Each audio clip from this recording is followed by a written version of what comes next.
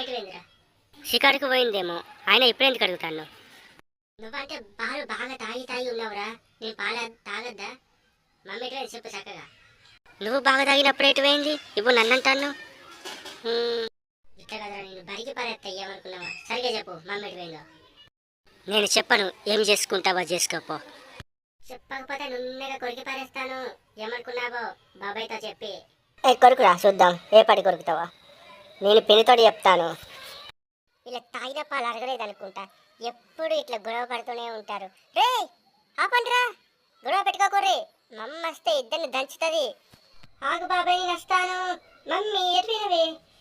ఎక్కడకు పోయినావు? ఇప్పుడు వచ్చినవా? ఏమైంది పిల్లలు, ఎందుకు ఇట్లా కంగారు పడుతున్నారు? ఏంటి కొట్టుకోకూర్రా అని చెప్పాలా మీకు? మమ్మీ తెల్లోడు ఇష్టం వచ్చినట్టు మాట్లాడుతున్నాడే. అవును మమ్మీ, వీళ్ళిద్దరు ఎక్కువ తక్కువ ఇవ్వలేరు. ఇద్దరు తిట్టుకున్నారు. నాకే పాలు ఈ మమ్మీ, వీళ్ళిద్దరికన్నా ఎక్కువ. నేనే కామ్గా ఉన్నాను ఇక్కడ. ఇయ్యి నాకే పాలు. కొట్టుకోకండి, మెల్లగా తాగని. మీ ముగ్గురికి ఇస్తానులే పాలు.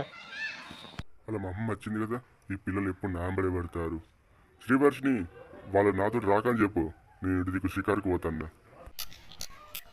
కమ్మగా ఉన్నాయి, మురు పాలు టేస్టీగా ఉన్నాయి.